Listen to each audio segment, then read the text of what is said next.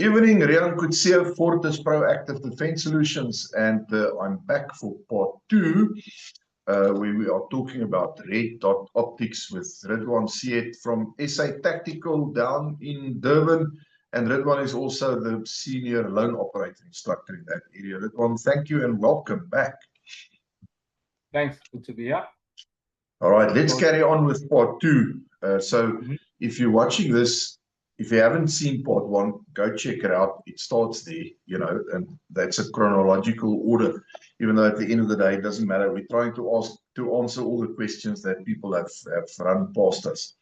So when we talk about red dots, low light shooting, dynamic shooting scenarios, how do a red dot system, how does it perform in those conditions? Generally, I think it performs better. Because most of the time we struggle with seeing our irons if, and we're talking handgun here. Yeah. We're talking yeah. Okay, yeah. Often because we are so threat focused. Remember, in a low light situation, there's even more for you to worry about and look at. So you're naturally going to become threat focused because you're looking at what the light is illuminating or what you're searching for. And now to come back and still try to use your iron sights is not easy. So it's generally better having a red dot or some type of optical sighting system on the long gun as well. And then also some people use lasers. Like spend a bit of time with some of the guys, ex-US Army Special Forces guys, and when we're training, we're doing CQB, night vision CQB, day CQB, night vision CQB. We use a lot of lasers. We do a lot of night vision work, laser work, and things like that. And I actually used the laser more than I did the red dot, green laser, more than I did the red dot. Once again, because it allowed me to be threat focused, and I was able to scan and see more in the environment, as opposed to trying to look at it through a little sight or through a red dot sight. And then there are other limitations in that if you're using a handheld technique where the light, your handheld light is behind your pistol, often the light from your handheld light, it drowns out the red dot, so you don't see the red dot or the green dot. Yes. That's an issue. But and you also got different beam patterns, right? So if you have more of a pencil beam, more of a focused beam, for example, on a weapon light, once again, you struggle to use your iron sights because you need more of a wider beam on your weapon light for you to be able to still use your iron sights, because then what happens is the iron sights sort of form like a silhouette kind of sight. The contrast between the light and the iron sights creates a silhouette. And often you don't even need night sights, because if you have good quality lighting and there's enough of a peripheral beam, it's a nice wide beam, then your normal iron sights, black dot iron sights will work because you'll see it contrast to the light. So generally, to answer your question, the red dot is better, but I've also found, like in combat kind of dynamic tactical kind of team environment, there is a room for lasers. If you have the right training, you have the right equipment, there's also room for laser, because the laser is very similar, right? They're very similar, the two, but the laser can be interrupted, because remember, the laser has to travel a journey, straight line to get to the target, can be interrupted. The red dot generally is not going to be interrupted because it doesn't travel from you to your opponent. It's just in between. So red dot. Well, they do use lasers in Star Wars for a reason, I suppose. They're onto something. Yeah. They've always been onto something. Yeah. You get things like magnifiers. Would you recommend stuff like that for red dot on a rifle? For your optics, yes. Yeah, rifle, handgun. Handgun, you don't really put magnifiers on handguns. Usually your red dot sights or your pistol mounted optics don't really have magnification. If you got one and it does like 1 times, Sure. You don't put magnifiers on handguns. But magnifiers on the whole, I'm not a big fan of magnifiers. I'm not a big fan. I like second focal plane optics because it's simpler for me. There's less for my eyes to adjust to. I'm not a big fan of magnifiers, but there is a place for it. For example, on a PCC or short barreled rifle SBR or short SLR, there is a limitation in that the human eye can only see stuff up until a certain distance. And what's very important that we teach a lot in our training is PID, positive identification, positively identifying that that threat needs to be neutralized. And there's not a cell phone in his hand, there's not a calculator in his hand. So then the magnifier would come in that kind of instance where it's going to increase the size of that image or that target by 3 times, for example, because the 3 times magnifier is common, is popular. At the same time, the magnifier must have a mount and must be designed so that it's not getting in the way. Because often when it's not used, it's pushed over to the side.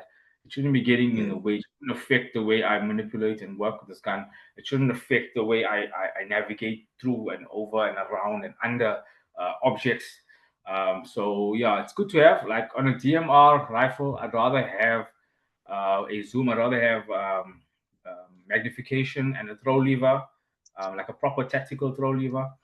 But there is room for magnifiers. Some people like them. Okay. I mean, you're shooting outside. You're shooting inside as well, outside specifically. So things like fog and dust and not so much snow, but there are areas that get snow. How does it affect your optic, and how can you deal with that? Yeah, so this is quite a consideration for somebody who is going to go from iron sights into pistol mounted optics, for example. If that person is working in cold environments, we've met people who came out of militaries overseas, that worked in militaries overseas, that said to us certain optics just couldn't work because they would fog up when they worked in places that was like snow mountains where there was snow and that kind of thing, and really cold places, minus temperatures. There is a very good product that I was sent. Funny enough, I've been sent for testing purposes 2 German brands over the past 3 years or so. And one of those brands, and they are cleaning products and maintenance products. One of those brands that I'm currently testing and using at the moment, I won't mention because they're still in the testing phases. But it's got a little thing that you apply to your optics to prevent the fog. It works really well. So it is a consideration, but if you keep your optic clean, especially if you've got an enclosed emitter optic, better, because now you've got 2 lenses, all right, and nothing can really get in there and get stuck in there. It's easier for you to clean and keep clean. Like I was using an acro, I can't remember, a 1 or 2 acro last month when I was with the sheriff's office in Texas, and it worked flawlessly. I actually was leaving it. I think it was a tiny dot, 1 MOA, 1.5 MOA, maybe. Yeah, 3, between 1.5 and 3. It was a tiny dot. And it worked perfectly. I left it on for days. They leave it on. It works. So you buy a good quality optic, treat it with some type of a liquid that prevents fogging, and you'll be okay. And you're fine. Okay. Well, I mean, that boils down to the maintenance part as well, because, it's obviously something else that you need to maintain and keep clean. Do you specifically have to cater for your red dot optic in your cleaning kit, stuff that you have to add for it, for specifically red dot? Yeah, adjustment tools. Size adjustment tool is important.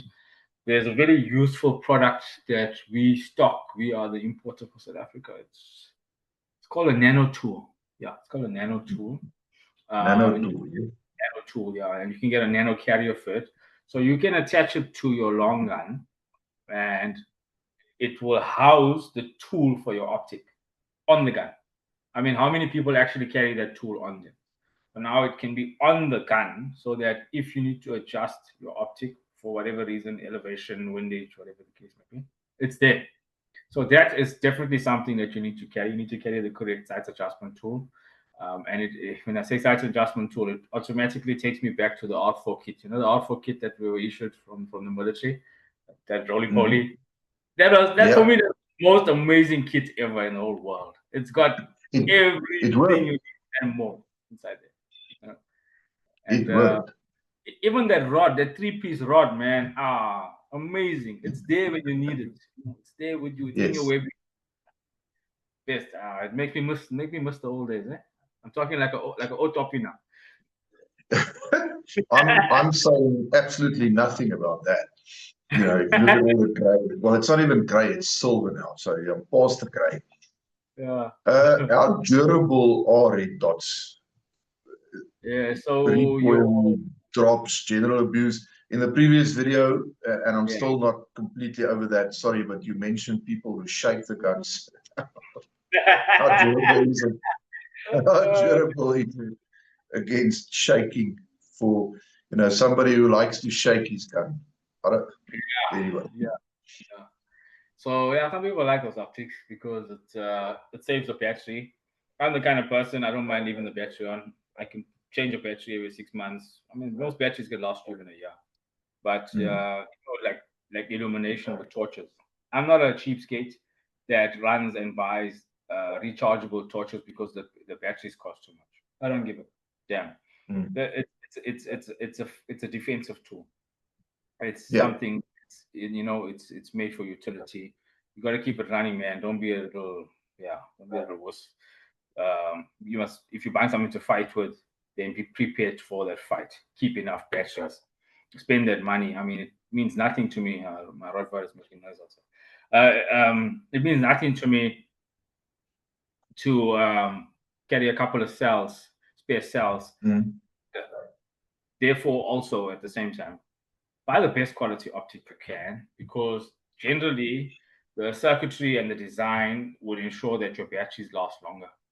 We found that with the cheaper optics, if you're going to buy out of these ones that come from the East and that you go find at China Mall and stuff, it kills the batteries, you know. And also the type of batteries that you buy, the quality of batteries is also very important. So when it comes to battery life, it is a major consideration. But if you buy good quality optics, good quality batteries, you should be good. And if you have a routine, so some people have a routine that they change their battery on their birthday, or they change their battery on Christmas Day, or whatever. So that's also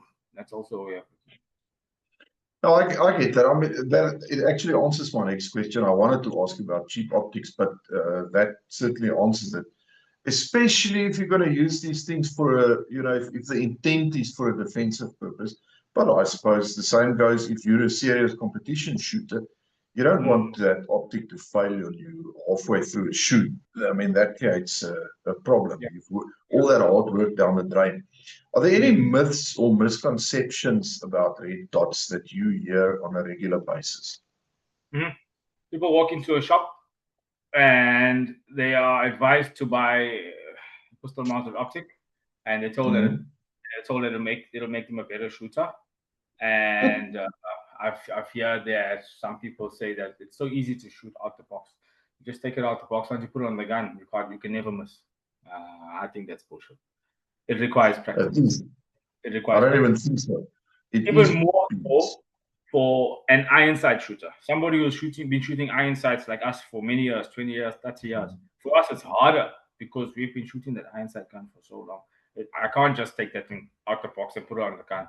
I think the red dot sight or pistol mounted optic is going to make me a better shooter. Not at first. Not without practice. Not without good instruction from people who know what they're doing. So that's definitely a myth. Yeah, once again, your red dot doesn't suddenly turn you into John Wick. You still have to put the practice in. You still have to put the rounds down range, dry firing. You have to do what you have to do to get there, you know, so you can get that good with your red dot. If I'm a newbie to the red dot scene, what would you say is the smartest upgrade path that I can take to a red dot? Seek good professional training from somebody who's walked this path before you. It's in the long run cheaper than self-discovery and the frustration of like I was saying with Dean and I, of walking away from something because you feel I just can't get it right. So many people have given up on optics.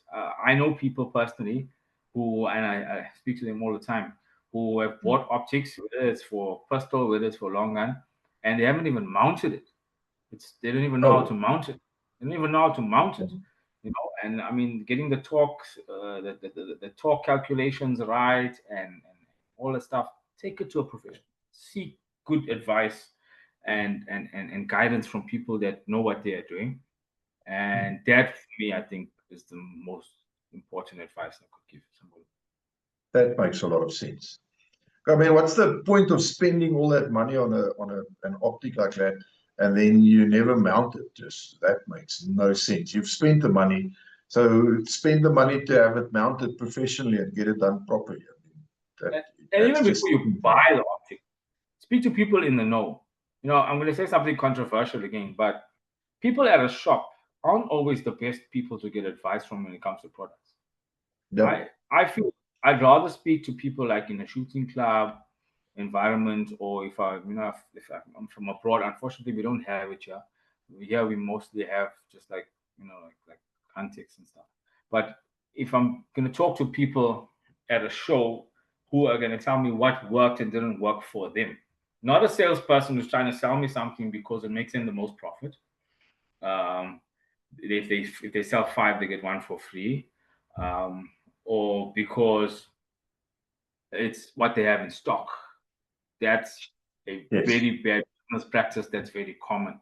So I'd say that's also a big one. Before you even buy the optic, is seek advice from honest people who can tell you, hey, man, it's not worth it. There's certain optic that I bought, it's not worth it. Again, the bottom line is you get gun shops and you get gun shops. You choose your gun shop. I suppose it's area dependent, but there are firearm suppliers, shops out there where the people who own the shop are people who've been involved in the firearms industry and shooting for ages. So they actually really know what works and what doesn't work. They can give you good advice, but not everybody can do that. So you have to be a bit picky about who you talk to for advice. That's just the way it is. So you can always talk to Ridwaan. I'm just putting that out there. I'll give you honest. Give you honest. Yeah, well, that's the thing. Yes, and that's what you want. You're not just trying to sell something just because you've got it on the shelf. And you've got all that experience that can go with that. What are you using on your personal firearms? In terms of Ridwaan Syed optics, okay, I won't mention brands. There are brands that have sponsored me over the years, and thank you to those brands. I've got very good working relationship with certain brands. They support us a lot. They support me a lot as a shooter and as a law enforcement professional, as they do some of the other guys within my circle as well. So we're really appreciative of that, and it's also allowed us to train more people on pistol mounted optics. All the sponsorships and guidance and help that we've got both locally and overseas. On let's just say a pistol, on a pistol, I generally go for between a 3 and a 5 MOA dot. I like a medium to large sight housing. I'm not a fan of the small ones because I just feel like you're trying to cram in a dot, and often you get a bit of glare because the glass is smaller when you dial it up, when you make it brighter. But even with your eye, sometimes I have astigmatism. I'm not sure in which eye, but sometimes you find that the dot has a shape that's not crisp enough.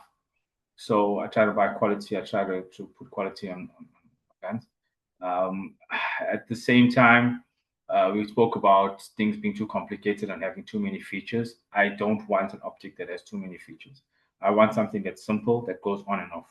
I can turn it up, I can turn it down.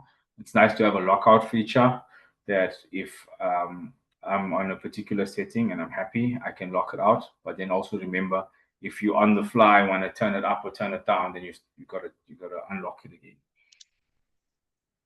So if you're watching or listening to this conversation, you heard me trying to get Ridwaan to mention brand names, but I failed. I'm sorry. I did try. Yep. Okay. So,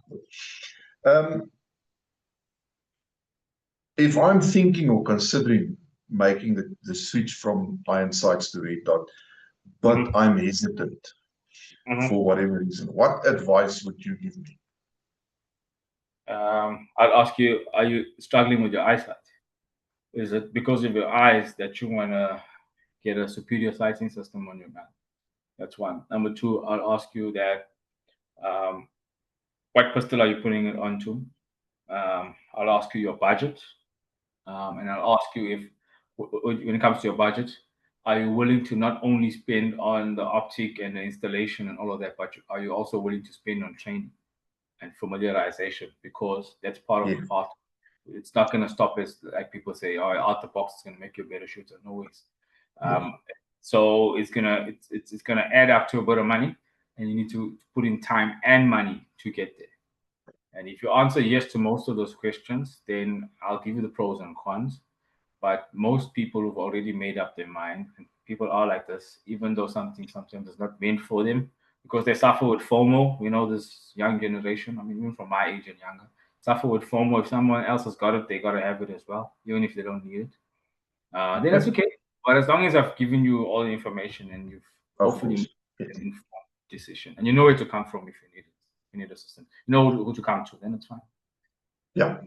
No, you need to be able to look at yourself in the mirror tonight. So if you know that you've given them the proper info, then they can make their own choices.